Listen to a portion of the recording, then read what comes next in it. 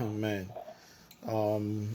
Nous allons commencer d'abord par, une fois de plus, dire merci au Seigneur pour cette journée de maman et prier pour que le Seigneur ouvre les écluses des cieux pour déverser sur les mamans partout où elles se trouvent les ressources spirituelles, physiques, intellectuelles, morales, financières dont elles ont besoin pour accomplir ce travail merveilleux que le Seigneur leur a confié au nom de Jésus. Nous prions que partout où elles sont, que les mamans soient respectées, que les mamans soient honorées, que les mamans soient protégées au nom de Jésus. Amen. Amen. Donc aujourd'hui, le Seigneur nous a mis à cœur de partager, d'exhorter en fait autour d'une question par rapport à la situation que nous traversons maintenant de coronavirus. Et la question est simple. Où est ta foi? Amen. Où est ta foi? Où est votre foi? Et nous allons rapidement lire dans le livre de Marc, chapitre 4. Marc 4, versets 35 à 41.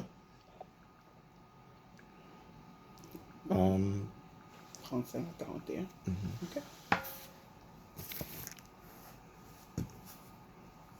Nous lisons.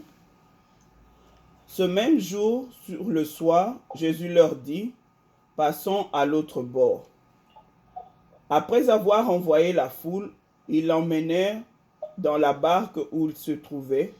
Il y avait aussi d'autres barques avec lui. Il s'éleva un grand tourbillon et les flots se jetaient dans la barque au point qu'elle se remplissait déjà. Et lui, il dormait à la poupe sur le coussin.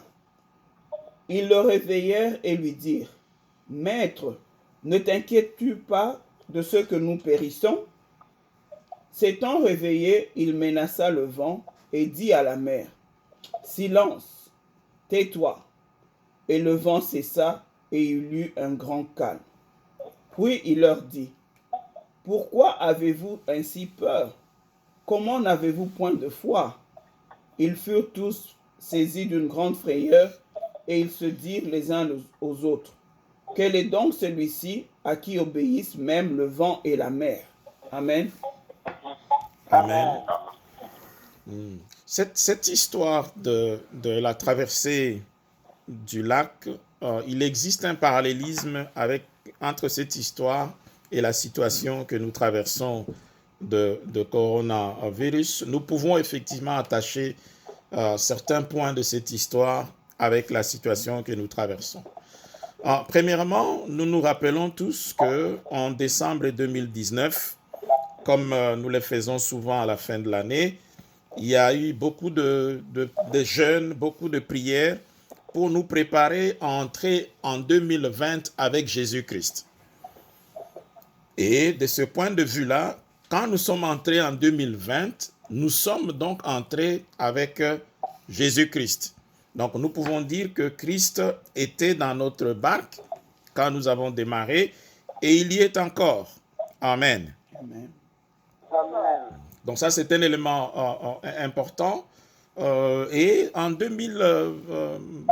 mois de décembre 2019, bon, c'est vrai qu'après, quand Corona est apparu, il y a eu beaucoup de prophètes qui nous ont dit qu'ils ont eu des messages ici et là. Mais en 2019, en décembre, personne ne nous a dit qu'il y aura une tempête qui va s'appeler coronavirus. Amen. Et nous allons revenir sur ça, pourquoi c'est important. Et donc, c'est dans ce contexte-là qu'arrive coronavirus. Après que nous ayons démarré 2020, nous sommes en pleine barque, en plein lac. Il y a une tempête qui s'élève, qui s'appelle coronavirus. Bon, il y a beaucoup de questions, beaucoup se demandent d'où est-ce que c'est venu, est-ce que c'est le diable, est-ce que c'est la Chine, est-ce que c'est Bill Gates, est-ce que c'est... It doesn't matter. Hallelujah. As long as we are riding with the load, as long as we are riding with the creator of heaven and earth, it doesn't matter. La question de savoir d'où c'est venu n'a aucune relevance aussi longtemps que nous sommes dans la barque avec le créateur des cieux et de la terre. Amen. Amen. Et il y a une raison pour laquelle le Seigneur, lorsqu'il leur dit, dans le texte que Maman Hélène nous a lu, le Seigneur leur dit, allons à l'autre bord. Et il ne leur dit pas qu'entre les deux bords, il y aura une tempête. Et de la même façon, lorsque nous avons terminé nos prières de jeûne, nos programmes de jeûne et prières pour préparer 2020, nous avons pris rendez-vous avec le Seigneur en décembre 2020. C'est vrai. Alléluia. Et pour certains d'entre nous, nous nous sommes dit que nous allons témoigner de la manifestation de la grandeur de Dieu en décembre 2020. Amen. Et entre les deux, Dieu n'a pas besoin de nous dire qu'il y aura une tempête, parce que aussi longtemps qu'il est dans la barque, tempête ou pas tempête, nous allons nous retrouver en 2020 et nous allons témoigner. Amen. Amen. Et donc, du point de vue de Dieu, il n'y a aucune raison pour nous pour que nous soyons remplis d'anxiété, d'inquiétude, parce qu'il est dans la barque avec nous. Alléluia. Amen. Et quand vous regardez l'histoire que l'on vient de lire, au courant de la tempête, le Seigneur se repose parce qu'il n'est pas impressionné par la tempête. De la même façon, nous pouvons nous assurer que le Seigneur n'est pas impressionné par coronavirus. Amen. Amen. Amen. Et dans l'histoire qu'on a lue, on a vu que Christ, quand il s'est réveillé, il a fait la démonstration de sa puissance. Il a parlé au vent, à la tempête, et la Bible dit que la tempête s'est calmée. Donc, même la tempête est capable d'écouter la voix de son Créateur. De la même façon, coronavirus, qui est une créature, d'où qu'elle soit sortie, a cette possibilité, cette capacité d'écouter et de respecter la voix du Créateur qui est Jésus-Christ. Amen. Amen. Bien-aimés, notre problème fondamental, c'est que des fois nous oublions que la foi vient de ce que l'on entend, et ce que l'on entend doit venir de la parole de Dieu. Alléluia. Parce que nous sommes aujourd'hui dans les réseaux sociaux, des fois notre foi vient des réseaux sociaux, notre foi vient de Facebook, notre foi vient de ce que nous voyons, entendons de WhatsApp, notre foi vient de ce que nous regardons sur CNN ou Télé Congo ou je ne sais pas, Télé Côte d'Ivoire. Et c'est ce qui malheureusement alimente l'anxiété et la peur en nous. Mais nous, en tant qu'enfants de Dieu, notre foi doit venir de ce que Dieu a dit. Alléluia. Amen. Et si nous prenons, je vais prendre juste un exemple dans la Bible, dans le livre de Éphésiens 1, Éphésiens chapitre 1, versets 3 à 5, la Bible dit ceci: béni soit le Dieu et Père de notre Seigneur Jésus-Christ, qui nous a bénis de toute bénédiction spirituelle dans les lieux célestes en Christ. En lui, Dieu nous a élus avant la fondation du monde pour que nous soyons saints et irréprochables devant lui. Il nous a prédestinés dans son amour à être ses enfants d'adoption en Jésus-Christ selon le bon plaisir de sa volonté. Amen. Amen. Bien-aimés, il y a 3 choses ici que j'aimerais souligner rapidement. La première, c'est que Dieu nous a bénis de toute bénédiction spirituelle dans les lieux célestes en Jésus-Christ. Alléluia. Amen. Il nous a bénis. Et pour certains d'entre vous qui êtes allés dans de bonnes écoles, ici, le verbe est conjugué au passé. Alléluia. Il nous a bénis. Donc, la Bible ne dit pas que Dieu va nous bénir. Et ça, c'est écrit depuis il y a maintenant plus de 2000 ans.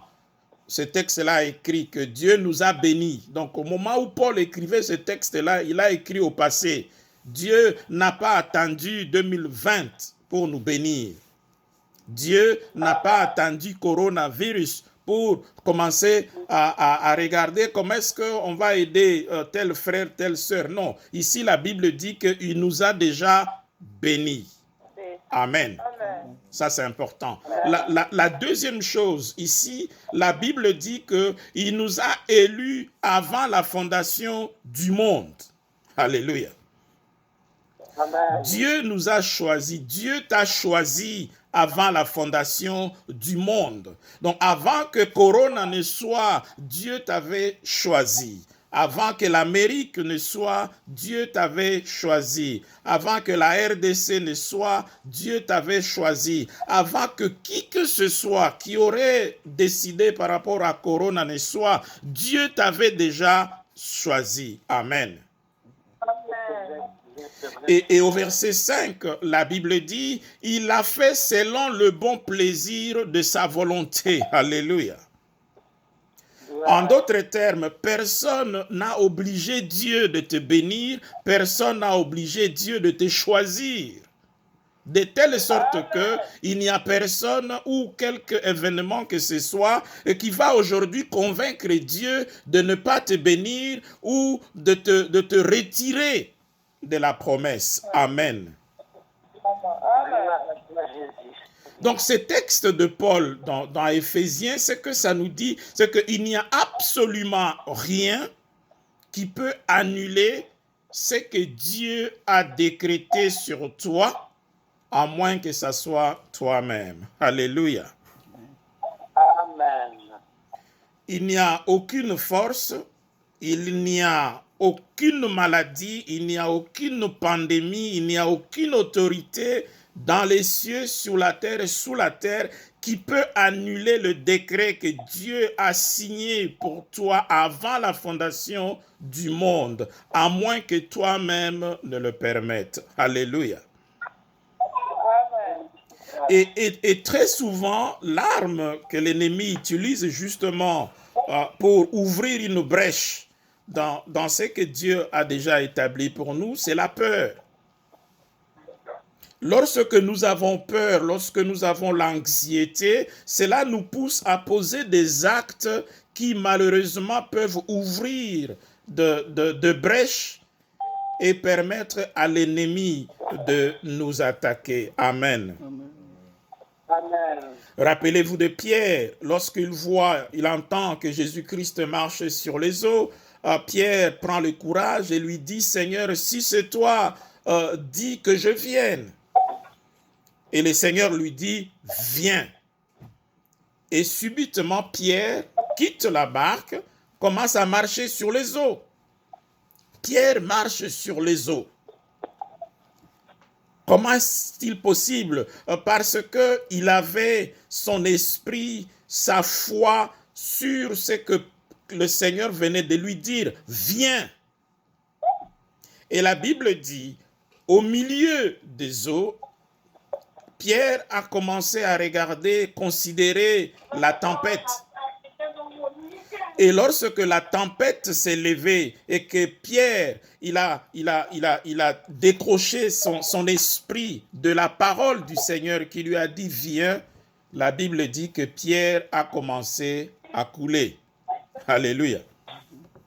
Amen. Donc, ce n'est que lorsque nous détachons notre attention sur ce que Dieu a dit, c'est à ce moment-là, et nous portons notre attention sur ce que les autres disent, sur ce que les circonstances disent, sur ce que les médias sociaux disent, c'est à ces moments-là que nous pouvons commencer à couler. Alléluia. Amen. Mais le Seigneur n'a jamais dit que toi, tu vas couler. Alléluia. Amen. Et vous vous rappellerez de ces fameux échanges entre Balak et Balaam, où Balak demande à Balaam de maudire Israël dans les livres de Nombre, chapitre 23, au verset 8 et 7. La Bible dit, c'est Balaam qui parle, « Comment maudirais-je celui que Dieu n'a point maudit?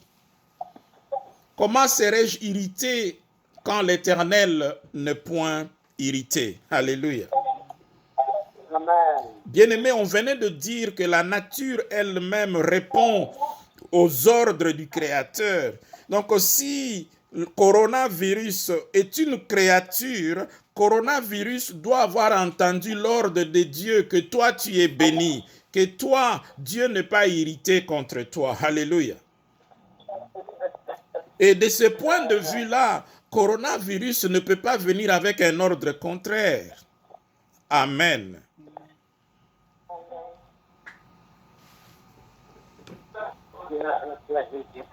Que dire d'Ésaü? Ésaü a perdu le droit d'aînesse parce qu'il a eu peur de la faim. Alléluia. Ésaü avait faim et il avait besoin de la soupe. Il aurait pu simplement attendre pendant un temps. Il aurait simplement pris le temps de se préparer lui-même sa propre soupe. Mais parce qu'il avait peur de la faim, il était impatient. Il a vendu son droit d'aînesse. Bien-aimé, ma prière est que cette situation de coronavirus ne te pousse pas à vendre ce que Dieu a prévu pour toi. Que cette situation de coronavirus ne te pousse pas à vendre à bas prix les promesses que Dieu a pour toi. Amen. Amen. Nous entendons les gens dire que le coronavirus est venu pour établir un nouvel ordre mondial. Bien aimé, si tel est le cas, laisse que cela s'efface. Parce que nous ne sommes pas du nouvel ordre mondial. Nous avons déjà un autre monde que nous avons choisi. C'est le monde de Jésus-Christ. Amen. Amen. Si c'est pour établir l'ordre mondial, je ne veux même pas m'investir à combattre l'établissement de l'ordre mondial parce que moi, je suis déjà dans un autre monde et dans les lois telles qu'établies, tu ne peux pas être partie de deux mondes à la fois. Amen. Amen. Ceci est extrêmement important parce que on sent même au milieu des enfants de Dieu, il y a beaucoup qui sont offusqués d'apprendre qu'il y a un groupe de gens qui seraient derrière le coronavirus pour établir un nouvel ordre mondial. C'est inacceptable. Bien-aimé, ça c'est une distraction du diable. Notre travail, le seul travail que nous avons en tant qu'Église, c'est celui de veiller à ce que l'Antéchrist n'apparaisse pas avant le temps pour permettre à l'Église de compléter, de terminer le travail que Dieu lui a confié. Et le travail de l'Église, c'est le travail de sauver les âmes. Amen. La seule commission que l'on nous a donnée, c'était pour faire de toutes les nations les disciples de Jésus-Christ. Les jours où ce travail-là va se terminer, bien-aimés, nous n'aurons plus rien à faire avec ce monde ici, qu'il soit mondial, qu'il soit nouvel ordre, ancien ordre. Ça là, ce n'est pas notre affaire. Amen. Et j'aime bien l'interprétation de lorsque Paul, dans le livre des Actes, chapitre 22, versets 24 à 29, Actes, chapitre 22, 24 à 29, la Bible dit, les tribuns commandant de faire entrer Paul dans la forteresse et de lui donner la question par le fouet, afin de savoir pour quel motif il criait ainsi contre lui. Comme on l'attachait pour le frapper, Paul dit au centenier qui était présent, « Vous est-il permis de battre de verger un citoyen romain qui n'est même pas condamné ?» À ces mots, le centenier alla vers les tribuns pour l'avertir, disant, « Que vas-tu faire, cet homme est romain ?» Et les tribuns étant venus, dit à Paul, « Dis-moi, es-tu romain ?» « Oui, répondit-il. » Les tribuns reprirent, « C'est avec beaucoup d'argent que j'ai acquis ce droit de citoyen. Et moi, dit Paul, je l'ai par ma naissance. » Aussitôt, ceux qui devaient lui donner la question se retirèrent. Et les tribuns, voyant que Paul était romain, furent dans la crainte parce qu'il avait fait lier. Alléluia. Bien-aimé, de même que Paul ici a réclamé, dit, moi, je ne suis pas d'ici. Je ne suis pas, on ne peut pas me mettre sous les conditions de ce royaume, sous l'environnement de cette justice ici, parce que je suis d'une autre nationalité. Nous, bien-aimés, nous ne sommes pas du monde. Nous avons une autre nationalité. Et donc, nous devons, à chaque fois que ce genre de circonstances arrivent, nous devons également élever la voix pour réclamer que nous ne sommes pas d'ici. Amen. Donc, si Corona est venu pour régler une affaire de ce monde ici, ça ne nous concerne pas, parce que nous ne sommes pas d'ici. Le Seigneur lui-même prie auprès de son Père et le dit, protège-le parce qu'ils ne sont pas du monde. Je ne te demande pas de le ôter du monde, mais je te demande de les protéger du monde. Amen. Amen. Donc la juridiction qui doit traiter nos affaires, la juridiction qui doit traiter de notre santé, la juridiction qui doit traiter de nos finances, la juridiction qui doit traiter de nos familles, c'est une juridiction qui est du ciel. Alléluia. C'est ainsi que nous prions que ton royaume vienne, que ta volonté soit faite sur la terre comme au ciel. Bien-aimés, nous devons avoir l'habitude de réclamer notre identité dans ce genre de circonstances. Alléluia.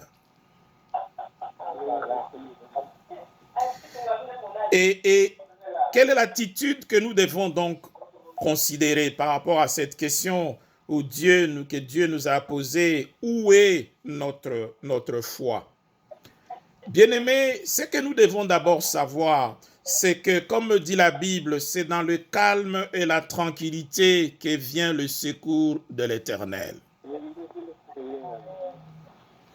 Et ça ne sert absolument à rien de t'agiter parce que tout le monde s'agite. La Bible dit, n'appelez pas rébellion ce que tout le monde appelle rébellion.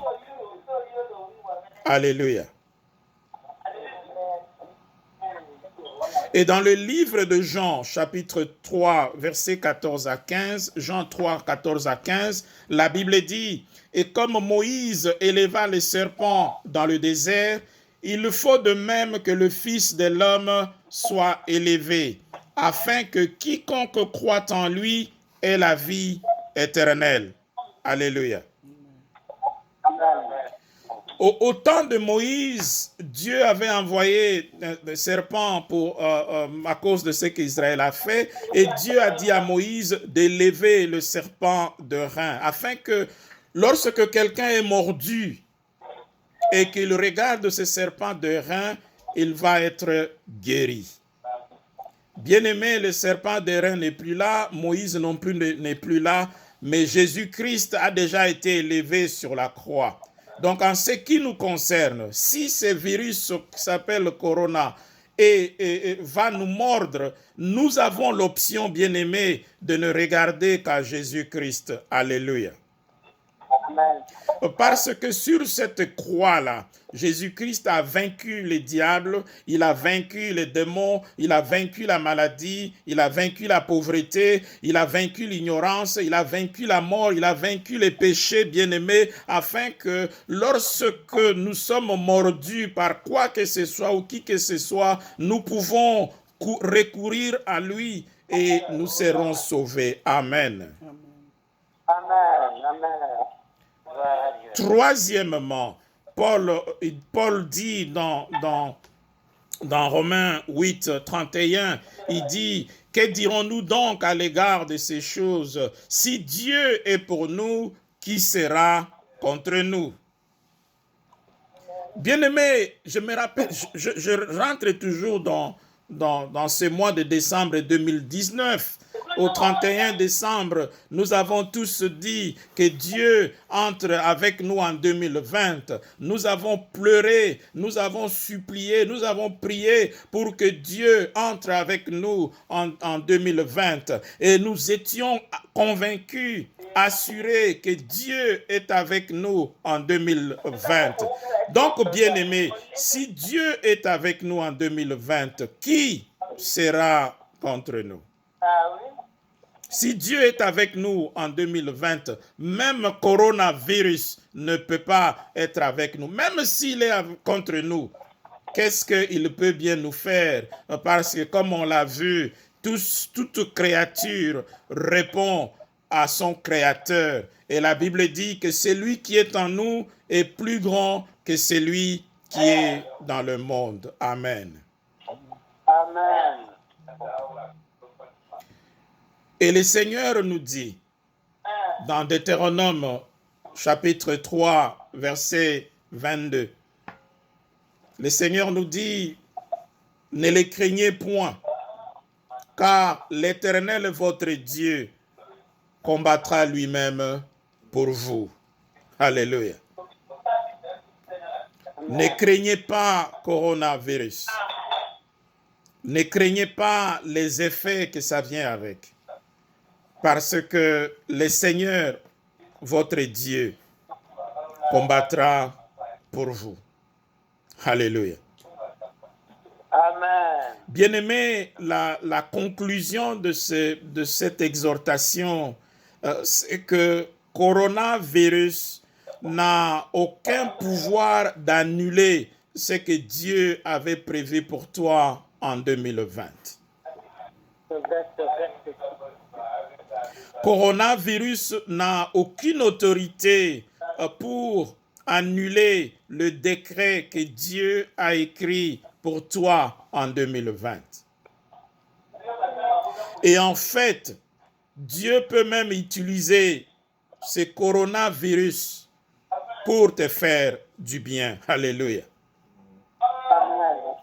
Vous savez, bien-aimé, l'erreur que le diable a commise, c'est d'avoir amené Jésus-Christ sur la croix.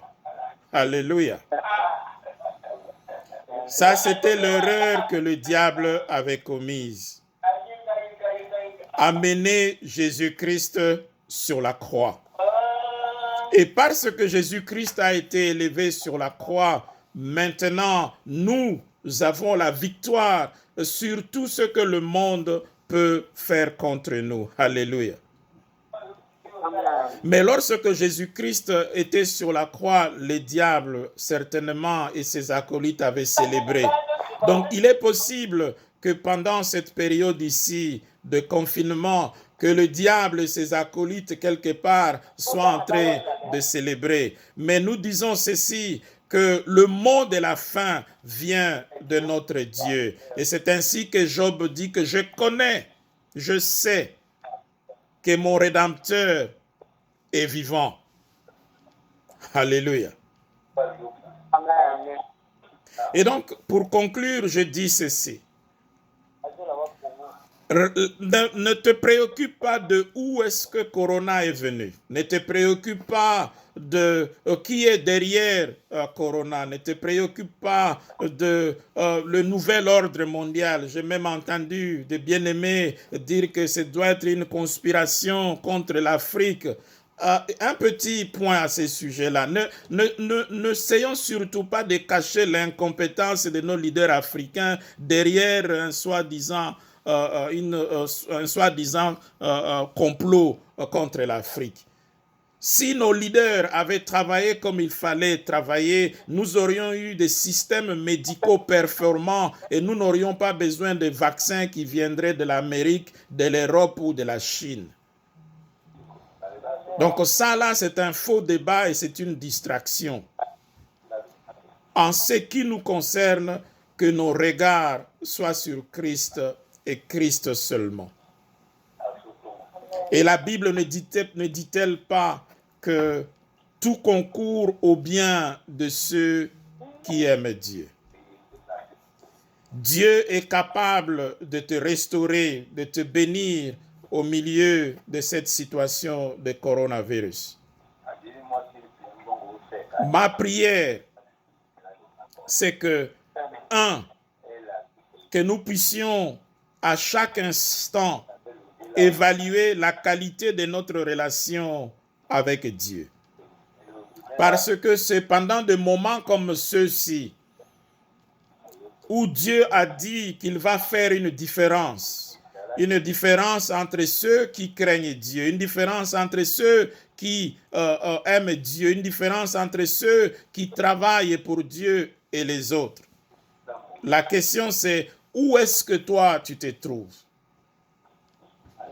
Si tu ne connais pas encore le Seigneur, bien-aimé, prends ce temps ici et règle cette affaire-là avec Dieu. Si tu étais avec Dieu et que tu t'étais retiré, bien-aimé, rentre dans la maison du Seigneur. Les temps sont mauvais.